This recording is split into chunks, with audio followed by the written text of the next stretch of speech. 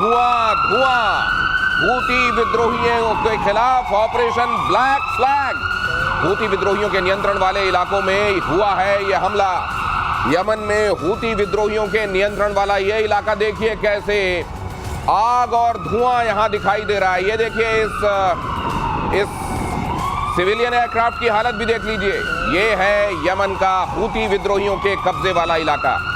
Houthi विद्रोही लाल सागर में अपना तांडव दिखा रहे हैं। हूती विद्रोहियों ने यह भी दिखाया कि वो एयर डिफेंस के मामले में भी पहले से ज्यादा मजबूत होते जा रहे हैं। और अब आपको यह बताते हैं कि असलियत क्या है। हम आपको लगातार यह बताते रहे हैं कि हमास हो, हिजबुल्लाह हो या हूती विद्रोही हो, ये ईरान के ही प्रॉक्सी हैं। इजराइल अगर आज भी लड़ाई लड़ रहा है ईरान के इन प्रॉक्सी से, तो फिर कहां है ये सीज फायर? मेजर गौरव आर्य, जो हम लगातार कह रहे हैं, ये कहां है सीज फायर?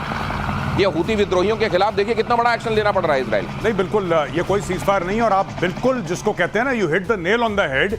ऐसा है दिनेश भाई कि जब इजराइल लड़ रहा है तो इजराइल सिर्फ हिजबुल्लाह हमास से नहीं लड़ रहा, हूतियों से भी लड़ रहा है। और इन दी एंड वो डायरेक्टली या इनडायरेक्टली ईरान से लड़ रहा है। अब देखिए, बात यह है पूछने वाली और सबसे बड़ी बात समझने वाली कि अगर यमन पे बमबारी करी है इजरायलियों ने, तो किसका एयर स्पेस का इस्तेमाल करा है? आप जरा मैप देखिए। मैप पे देख के आपको क्लियर हो जाएगा कि यमन के ऊपर बिल्कुल नॉर्थ ऑफ यमन है सऊदी अरेबिया, यानी कि Jordan, Saudi Arabia.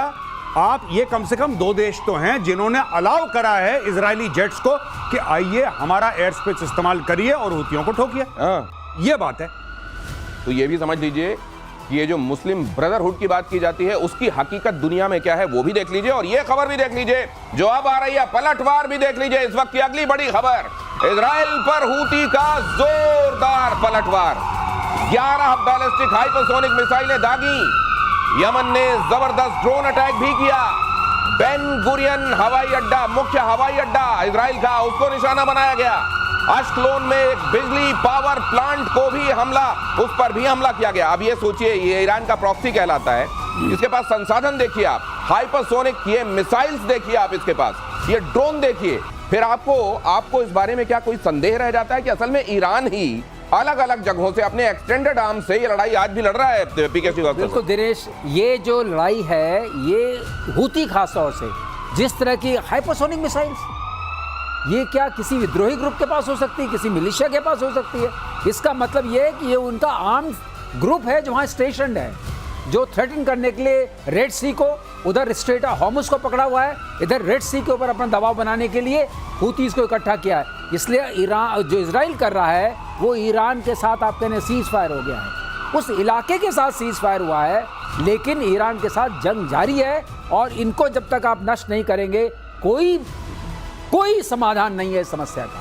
Houthi, Hamas and Hezbollah, इन तीनों आर्म्स को खत्म करना पड़ेगा। उनकी कोर की तरह देखिए, जैसे किसी भी आर्मी लेकिन मेरे दिमाग में एक और बात आ रही है कि अगर इतना कॉन्फ्लिक्ट इतना पहले ही चल रहा था, इतने टर्बुलेंस में वो जगह पहले ही थी, तो ये हूतियों को, हिजबुल्लाह को, हमास को सामान कब पहुंचाया जा रहा था सर? यही तो बात है। सामान जिस चोरी छिपे जा रहा था उसको काटा है, अभी काफी कुछ हद तक काटा है, लेकिन सामान तो पहले से पहुंचा हुआ है, उसका इस्तेमाल हो रहा है और रुक रुक के इस्तेमाल हो रहा है।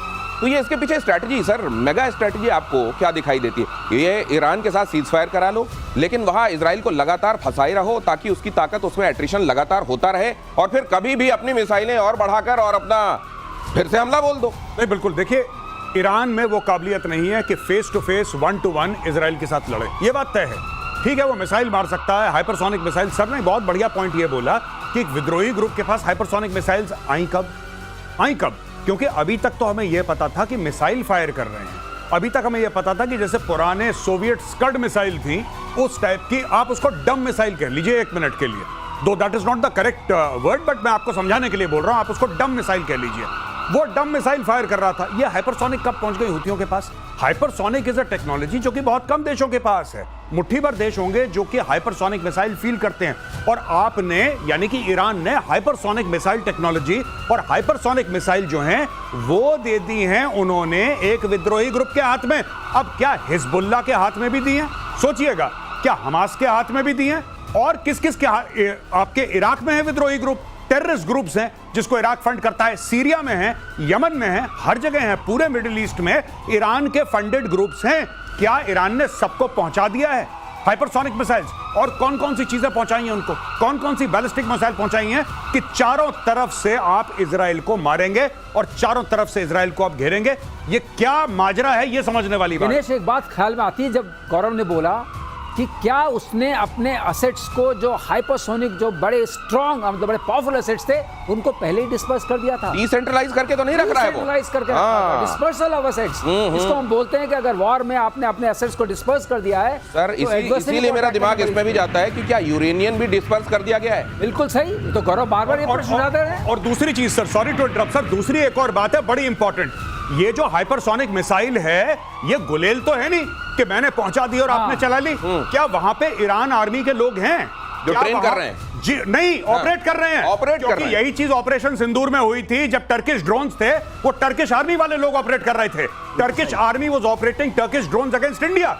यहां पे जो इजराइल के खिलाफ हुती ड्रोन चला रहे हैं, हुती तो विद्रोही ग्रुप है। किसने सिखाया कंप्यूटर पे कैसे काम करके हाइपरसोनिक मिसाइल मारनी? किसने सिखाया उनको? क्या इतनी जल्दी ये सिखाया भी जा सकता है कि सालों साल का परीक्षण लगता है? क्या यहां पे IRGC के लोग हैं जो एक्चुअली यमन की जमीन पे बैठ के ऐसा फायर कर रहे हैं? सोचने वाली बात है। एक बात और आती है दिमाग में, क्या बांग्लादेश में जब ISI की इतनी ट्रिप्स हो रही हैं, क्या वहां रिलोकेट किया जा रहा है? क्या ये बांग्लादेश के साथ भी यही चल रहा है? ISI इतना जाकर वहां पर भी अपने संसाधनों को रिलोकेट करने, डिसेंट्रलाइज करने का काम कर रहा है। और इसीलिए अगर हम आप ये बात समझ रहे हैं कि यहां पर हुती जो कर रहे हैं, हमास जो कर रहा है, या इधर आप हिजबुल्लाह देख लीजिए, ये सब ईरान कर रहा है असल में, तो क्या इजराइल को समझ में नहीं आ रहा होगा? इसीलिए अगली खबर देखिए, ईरान इजराइल सीज फायर कभी भी खत्म होगा। युद्ध विराम के नाम पर ये जो चल रहा है, उसको कभी भी खत्म होता देखेंगे आप। इसका खतरा बढ़ गया है। ईरान ने परमाणु कार्यक्रम शुरू करने के लिए भी दो टूक कह दिया है। अगली जंग के और भीषण होने की आशंका।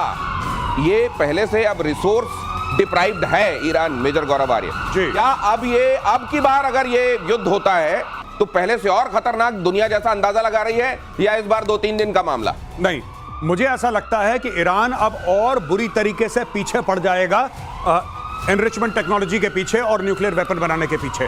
ईरान की गति में तेजी आएगी, पहली चीज। दूसरी चीज, हमें क्लियर हो जाना चाहिए कि ये cease fire is only a figment of Trump's imagination. कोई सीज फायर नहीं है, ये सब ट्रंप की झूठी बातें, चूरन बेच रहा है सबको। और तीसरी सबसे महत्वपूर्ण बात, ये लड़ाई दोबारा होगी क्योंकि बेंजामिन नेतन्याहू को यह पता है कि जब तक इनकी पूरी ऊपर वाली जो एशेलॉन है ये जिंदा हैं, और जब तक न्यूक्लियर टेक्नोलॉजी इनके पास है, जब तक बैलिस्टिक मिसाइल हैं, इजराइल चैन की नींद नहीं सो सकता।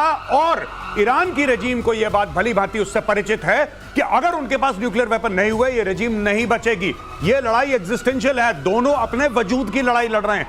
ये सिर्फ इसलिए नहीं कि तुम इजराइल, मैं ईरान एक दूसरे को ठोकते हैं ना, ये वजूद की लड़ाई है, इसका फुल एंड फाइनल होना है। ये वजूद की लड़ाई है। और अगर